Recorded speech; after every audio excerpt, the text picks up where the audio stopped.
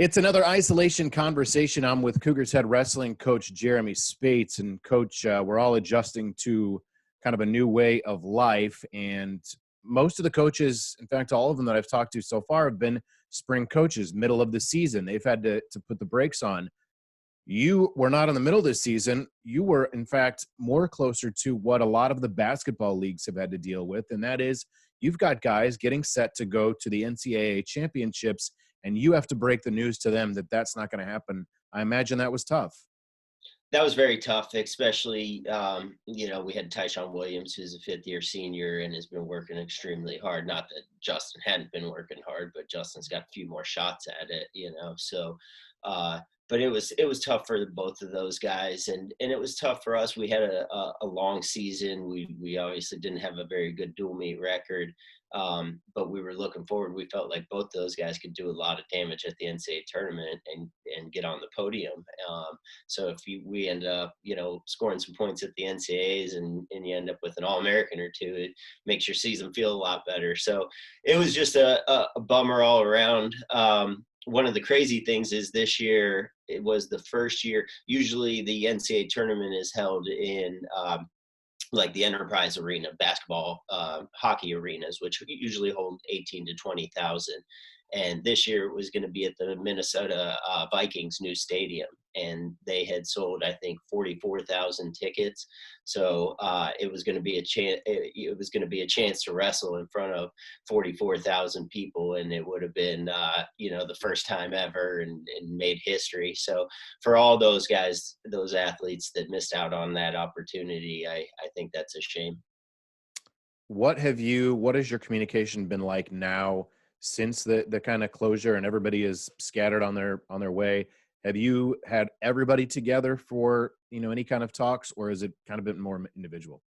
No, so we talked about it, but we were kind of in a weird situation where we just had the two guys that were still competing. Everybody else was done with their season when they canceled the tournament. So, and the way our spring break falls is we have our conference tournament, and then that week is spring break, and then the following week is the NCAA tournament. That's been every year. So what we usually do, NCAA rules, we can only keep the qualifiers and the guys we need to train with them.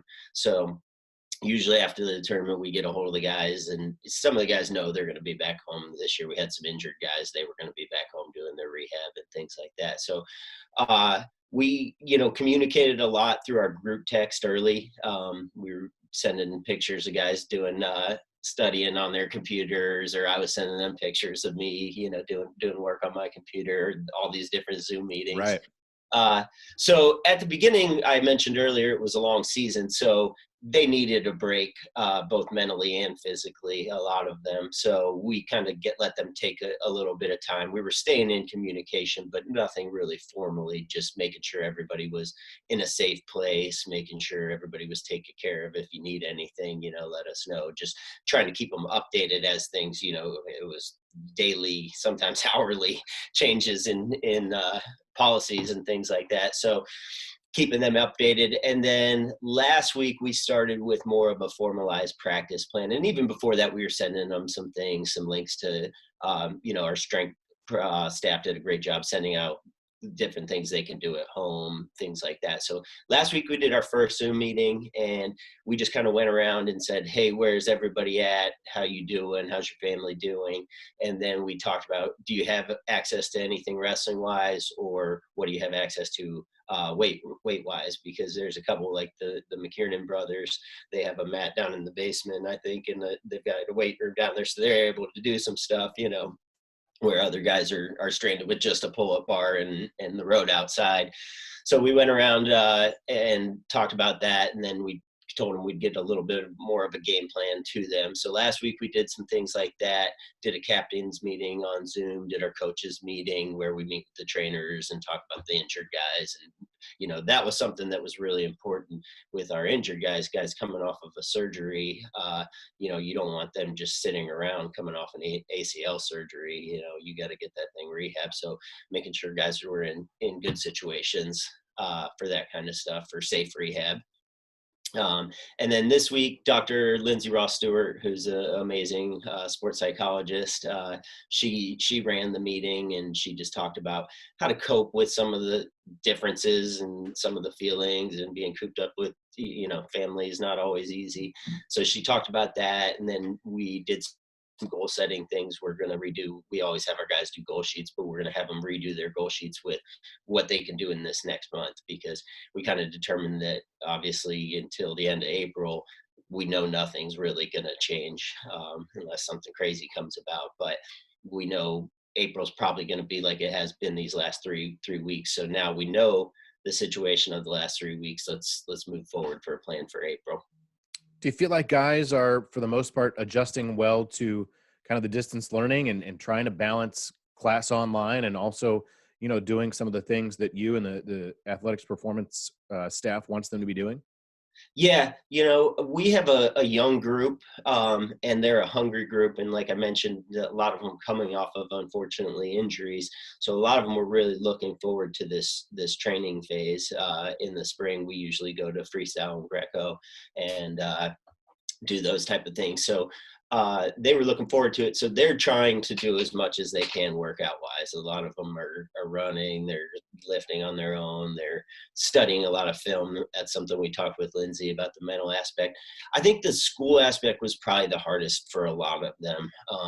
You have some online classes, and some things were already on Blackboard beforehand and discussions and everything. But that's one of the things that we talked about in the meeting with Lindsay yesterday, is forming some type of structure. And that could be different for every person, because every person learns differently and every person deals with things like this differently. So we talked to a few of us went around and talked about the different strategies we were using. And that's one of the things you don't have to stick to a specific strategy, but you got to find a strategy that works for you. So I know that you have, and in fact, you were just on a call with the other coaches in the Mid-American Conference.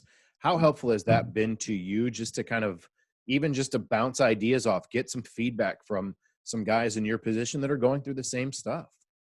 yeah, you mentioned the call with the Mac, and that's been really good. I've been reaching out with a little more free time to a lot of my other friends who are coaches and mentors, people like that. So that's been good.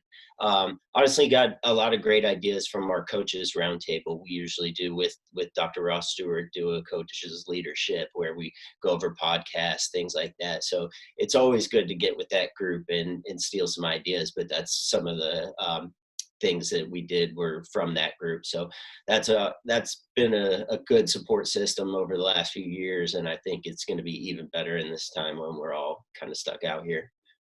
I imagine that part is tough as well. And every coach I've talked to has said that it's, at SIUE, you're down that hallway, you're with all the other coaches, you're chatting with coaches, you're sharing ideas, you're talking about their team, they're talking about your team.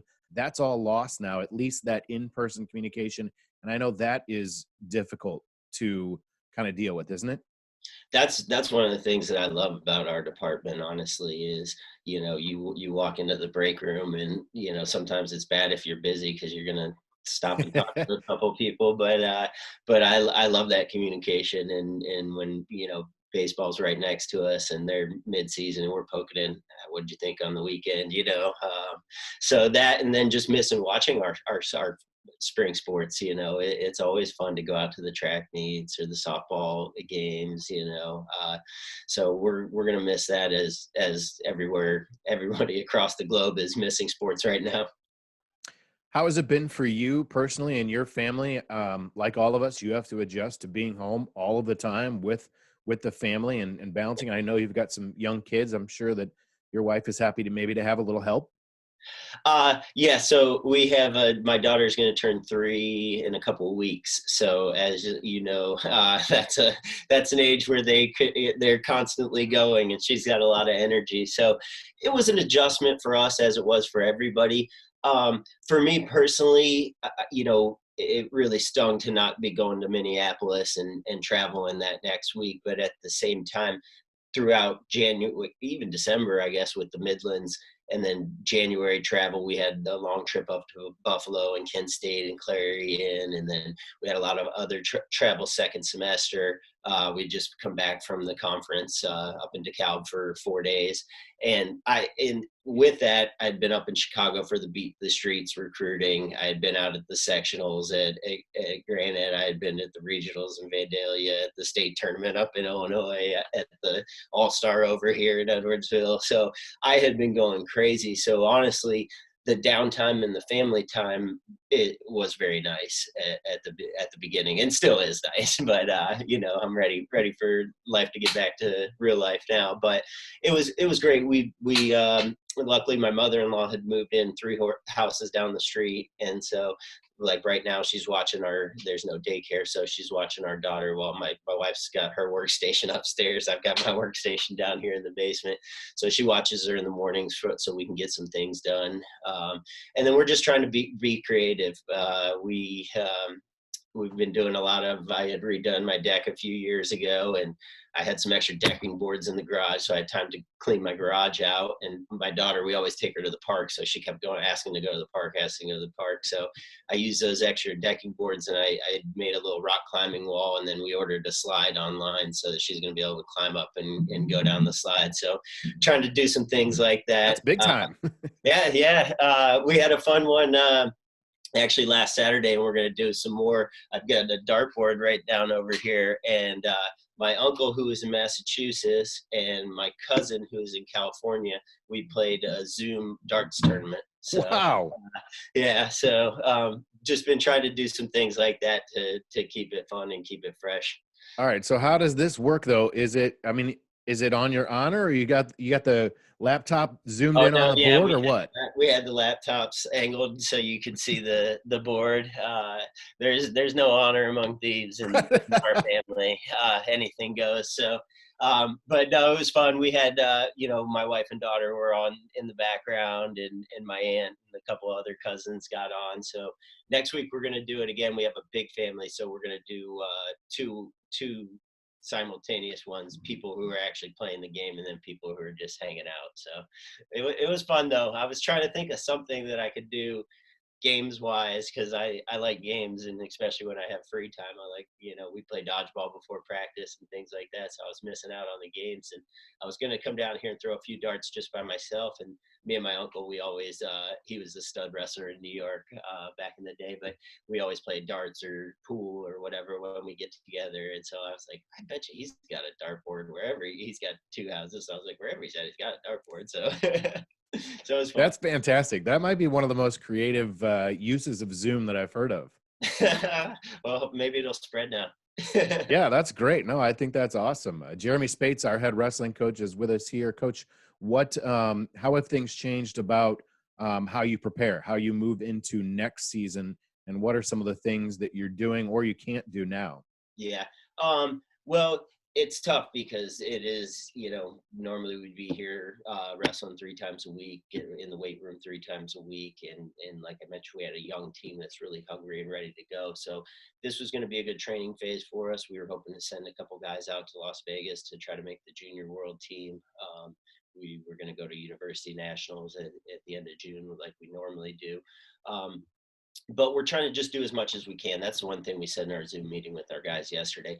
I mean, every NCAA athlete is going through this. Most pro athletes are going through this. So let's just control the things that we can control. And in that meeting yesterday, we talked a lot about mentality was one of the things that we struggled with this year, being a young team and not being aggressive and having an attacking style. So let's use this time period to work on mentality. We've got the time to do it. There's a lot of resources out there right now as far as podcasts and people putting out articles, or, sports psychologists having free time to just put their thought out. Different great wrestlers are putting out a lot of good content. So let's use those type of things. I think I mentioned, but I've been sending them some practice plans, just things they could do, stance in motion, footwork, jump roping, things like that, and then sending video with it. So normally yesterday, for example, if we had been in the wrestling room, we were going to work on setups and getting the guy off balance and stuff like that. So I looked up a bunch of technique videos of guys working their setups or taking, getting to those angles, things like that. So sending them those things. We broke into captains groups, which was an idea. I know women's soccer does it. I think maybe softball does it too, where the captains are in charge of their seven, I think it is, groups of 7 guys. And they're going to check in a little more regularly and make sure that guys are doing well and doing the mentality things. Like I mentioned, we're going to redo our goal sheets. They're going to look a little bit different because it's different times, but do that. So we're going to do as much training as we can, and especially on the mental side. And then, I sent an email out to the parents, just kind of updating where we're at and thoughts on, because we had sent out a thing like, hey, we're going to have a lot of guys here in May and June so they can train for universities. We can go to universities. We have our camp at the end of June. So that was the plan. But then now after they've got all this time at home anyway, most of our guys want to be back down here. So we said, hey, if we open back up May 1st, then we'll make our plan to start May 1st again. And if that gets pushed back, then we'll look at June 1st, and we'll have June and July of training. If that gets pushed back, we'll go from there. But that's kind of our plan for right now. Can you and your guys, can you draw from an experience like this, down the road? Can you say, hey, remember when we were quarantined, we were kind of sequestered, let's funnel that. Let's use that as we move into that next season. Yeah, I think that's really going to work. I think honestly that could work for a lot of athletes kind of both ways. I feel like a lot of people are going to use this as motivation, and when it's time to get back on the mat, it's like, man, I miss it. I love it. I'm sure there's some athletes that out there that realize that they had been training like crazy for years, and do I really want to do this? But like I said, I think our guys will use it in the positive way, because I think they're ready to go and they're excited about their futures. And I think once they get back together, we've got a tight knit group of guys too, which is really nice. We got a great group, so when they're on the Zoom calls, everybody's smiling and laughing, and you can tell they want to be back together. That first Zoom meeting, I think, was really good for a lot of us, not just them. I know our coaching staff's in the same boat too. So. Coach, I really appreciate you taking some time today, filling us in, keeping us updated, and maybe we'll have time to do it again. Hopefully we don't. Hopefully next time you and I get together, it's for in person. But really appreciate the time today. Well, no, I appreciate you doing this, and I think this is awesome because people are looking for things and want to hear from people.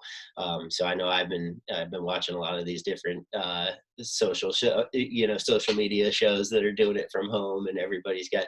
I was appreciative because this is the first day I put on my polo.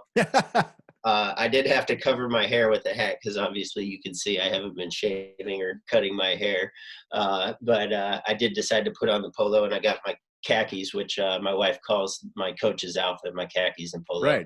Right. I understand how that goes. Yeah. Well, thanks for getting dressed up, and thanks for taking some time. All right. Appreciate it so much. Thanks, Joe.